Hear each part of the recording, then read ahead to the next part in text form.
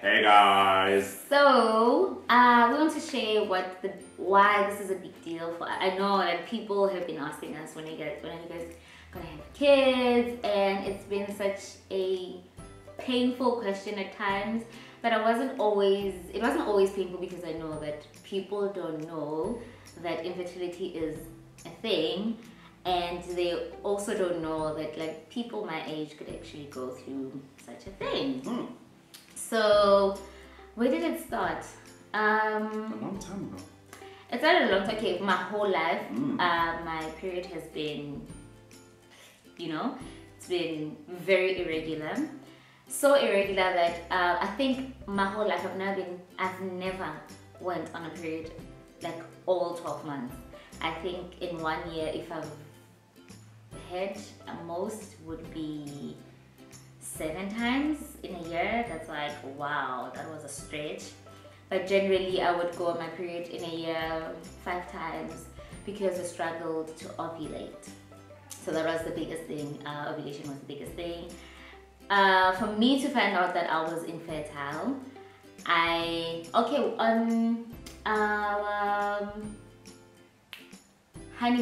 the honeymoon, after the wedding, immediately the following day when we were going to honeymoon, I started my period, and then it lasted a whole 30 days. But then that didn't mean anything to me, so I went on the pill to try and regulate it, and yeah, that was 2017. It was hard. It was It was hard. hard for a brother. It's honeymoon. Ladies on periods for 30 days. I waited, how old was I? 25 years of my life for 30 days of no honeymoon fun. Okay, sorry. Continue. So, where was I? 2017, yeah. 2017. Then I started using birth control mainly to regulate my period. But then I was not consistent. Like I was so not consistent. I would skip like 10 days and whatever, but I still didn't fall pregnant. That was a little bit scary for me, that I'm skipping so many days but I'm not falling pregnant. But it didn't scare me. And then I tried the I don't know what it's called. The injection for 3 months. And then it also, I don't remember what the problem with that was. So towards the end of 2017, I think it was October, I stopped everything. I said, okay, no, maybe my body will get back to regular. The doctor told you with birth control, with the medication you're taking, there's a bid chance that you might not conceive. There was something like that they told you. Oh, it's going to be like take a 2-year period before you conceive or something like that. No. There was not. You're talking about Shamit. No, it's a different one. Okay.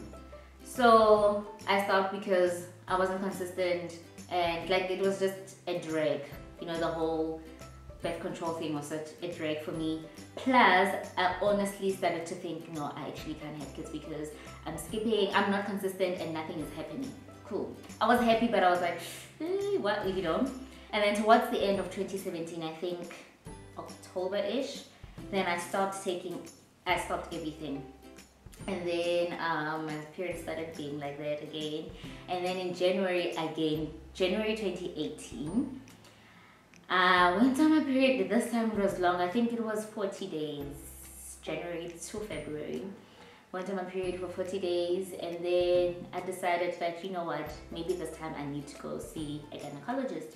Went to a gynecologist. I was just looking for medication to regulate my hormones. I always knew that I had a problem with my hormones. As you can see, my skin still has a little bit of pimples, like I would have breakouts and all of that. So that's always been a thing. Went to the doctor and got the news that changed our lives. I was in that doctor's room. He checked everything. He said my uterus is fine. And then he was just like, let me just check your ovaries, maybe you have something. Check the ovaries, and he said, wow, your ovaries are so spoiled, like there is nothing good in these. So he showed me a picture of what normal ovaries would look like clean and all of that, and how I don't want to say dirty, but trusted mine were, with clots and cysts and all of that. And then he also explained to me that I have polycystic ovarian syndrome, but like very, very like intense one, where conceiving is going to be a problem because I don't ovulate. So then when that happened, it didn't really hit me at that time. But then I think after a month, it started hitting me so hard that, oh my word, it's really happening. Because for 4 months after visiting the doctor's room, he gave me medication, but it didn't help to regulate my period. And then he gave me another medication and it didn't help to regulate my period. And then, I'm talking about a gynecologist now. And then now I started being like, this is not happening. I think from, that would be May 2018. I didn't got my period until August, I think. Yeah, August or something like that. And then by that time, I thought, okay, maybe I'm pregnant, but I kept on taking pregnancy tests. Let me tell you, I don't think there's anyone that's taken so many pregnancy tests in my life. Like, at some point, I had to ask him to go buy them because I was the pregnancy test girl. Like, Clicks knew me. When I walked into Clicks, they're like, Nan's put. Yeah, it was so embarrassing. It really was embarrassing. It's more embarrassing when you go there without your ring. Then they look at you ugly, like, like, are you hoping for a child or are you not hoping for a child? Putti. Yeah, it was such a emotional experience. Very emotional because I couldn't believe that it would happen to me. Even though I knew that my period has always been irregular, but it seemed like such a far-fetched idea. Then started going on Clomid. It's a ovulation stimulating hormone, whatever, something like that. I took Clomid and then Clomid didn't work the first time. I didn't ovulate and January didn't fall pregnant. And then the doctor told me to change my diet, to also exercise. So I started exercising a lot, and then I started to completely change our diet the whole year. Completely. Like no more full cream milk. Almond. Guys, do you know what's almond? You? Yeah, we changed completely, and then but there were other things that were happening in our personal lives. That's why we stopped YouTubing at all, because there was so much happening in ministry as well and at work for me. So everything was so everything was just combined. So combined. That's the depression as well. Yeah, it was the most difficult stressful, I've ever had. Yeah, it was like, I've never been like that before. So he would give me medication and it wouldn't work. And then I think the last medication was in September last year. He gave me triple the dosage of Clomid and it still didn't work. And then he wrote me a letter and suggested that, okay, now it's time for you to go to the fertility clinic in Joburg. I'm going to send you to a fertility clinic in Joburg because it seems like even your tubes are tied. So you need to go untie your tubes and that was so devastating. I went home, we cried. It was a whole journey, and then I decided that I'm not gonna do it because I was already emotionally so exhausted. My faith in God was very shaken. I didn't pray to God for like... Yeah, but I think we did pray then, and we just felt like, nah, we're gonna just stop the medication. Yeah, and we're not gonna go through with the tube. Yeah. So generally, my faith in God was like very challenged. Yeah. Like, I've never hit that rock bottom. It was hard. And I stopped everything, and then in December, I even stopped. In December, I went back to eating like everybody else. I stopped gymming. Actually, mid-November until December, I just stopped gymming. I stopped. Like, I gave it all to God. I said, God, it's fine. If I'm not gonna have kids, it's fine. I'll be a mother to everybody else that I've been a mother to. You know that we were in youth ministry, so those kids are so precious to me. Elevate, you guys, they're so precious to me, and I knew that they will be my kids forever. And then in January, Okay, then we'll share that story. But then I conceived in January. We are suspecting after anniversary, before the 10th. Yeah, it was around before the 10th. Yeah. That's when we conceived, and then got to Cape Town. She's not telling me like the full story of I know, January. I'm such a bad She's storyteller. really like skipping so much meat. And I forgot so many other parts that she skipped, but I'll tell you the January one. So January, December, we decided that, okay, we're gonna move to Cape Town. We need a new start in life. We're gonna, just start life fresh. We just need to get away from just the toxic environment that we were. And also we just really felt that God was calling us to Cape Town. And for a long time, we knew that we had to come to Cape Town, and an amazing opportunity came up, and we're like, we gotta go. So then we left everything. We Boitumelo left the job. We sold a car. We left our house. Literally, we left everything. I don't know, like for those who read the Bible, when Jesus says, leave everything and follow me, I don't know how to describe it to you.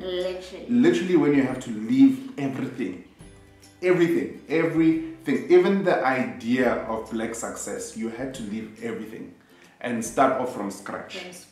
So we left everything, and we moved to the Cape, and my goodness, there were just so many amazing people right here in the Cape, like all the peeps, all our friends in Cape Town. I mean, thank you. I mean, even the camera lady is so amazing.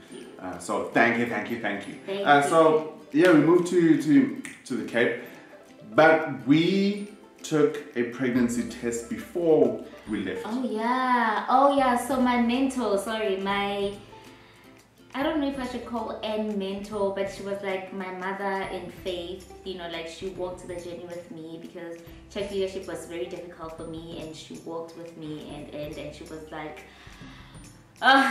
she's one of the best people that I've ever met. Like, she's amazing. And then when we went to their house before we left, and as we were sitting, she said to me, "You pregnant?"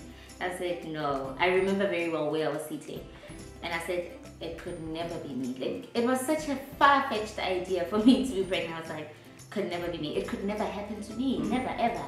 We walked outside after a few hours, and then she said, "You are pregnant." Now I'm being scared, like, no, I can't be pregnant. Why you're scared? I'm scared because now we took the risk. Now we have already decided that we are jumping. Quit your job. I quit my job. Left medical aid. No. Okay, technically leaving my job is leaving medical aid. Leaving a family behind. Leaving my family, I said no, and I said to her that if there's ever a time where I am okay with not being pregnant, it's now. I am so okay. Yeah. And then the following day, because I was so scared, I took a pregnancy test. I still have a picture, and it was negative. We celebrated. That was the first test where we celebrated. Where I was like, thank you, God. I sent her a picture, and I said to her, I am not pregnant, and I'm so happy that I'm not pregnant.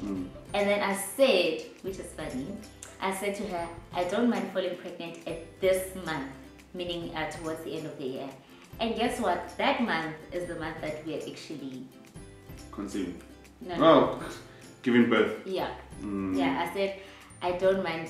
Yeah, I said, no, I'm fine now. Like, I'm so okay. We need to sort out our lives. I don't mind falling pregnant at blah, blah, blah, blah.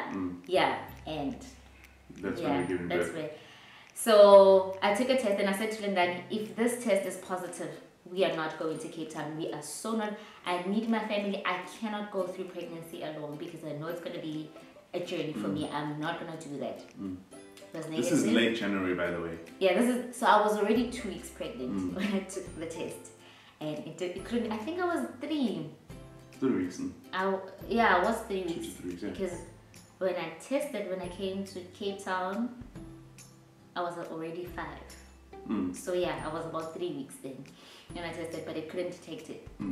It didn't even, sometimes it would be invalid. It wasn't even invalid, it was negative. Straight up negative. And I said, okay, we can move now, let's go to Cape Town. Got to Cape Town. We got to Cape Town on 30th of Jan. 30th of Jan. 6th of February. 6th of February. 7 days later. I was not sick, and I'm so grateful. My first trimester was not difficult at all. I got sick about twice. It's just I've just been emotionally I don't know, emotionally challenged. I don't know, like withdrawn. I've just been emotionally withdrawn from people. That's like my morning sickness.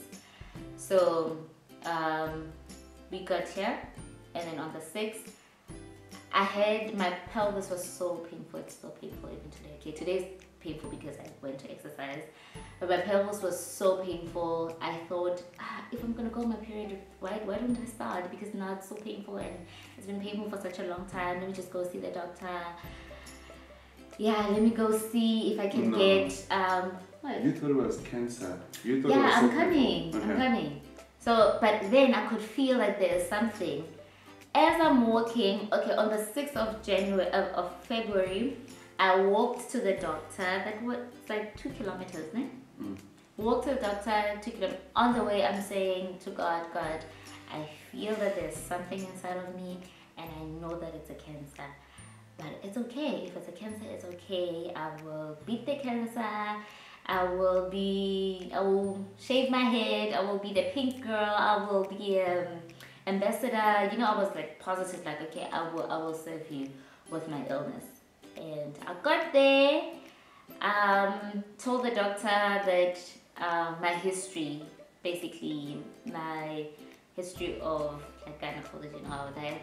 And then she said, no, I'm just gonna take a pregnancy test, urine test. And I said, oh, okay, like if it suits you, because I've already tested last week, so it makes you sleep at night, do you. And she tested, and then she came back. She tested my blood pressure, and then she said to me that my blood pressure was low. That was weird because my blood pressure has never ever been low. It doesn't matter how sick I am, it's always like normal. So that was weird for me, but I was like, okay, it's whatever. And then she came back and she showed me a pregnancy test. Yeah. The rest of the story is gonna come in other parts. Yeah. What do you mean in other parts? In other parts of the videos. Okay. Yeah. It's gonna come in other parts of the video. Yeah. Okay. Other videos. Alright, no, that's cool. Yeah. Oh, I just wanted to find out, like, we're gonna leave it here? Yeah. Okay. Are we gonna continue here, or are we going to they're gonna find out in other parts? Yeah, they'll find out in other parts. Okay. Yeah. Cool. That was it. And cut. Thank you, Gracie.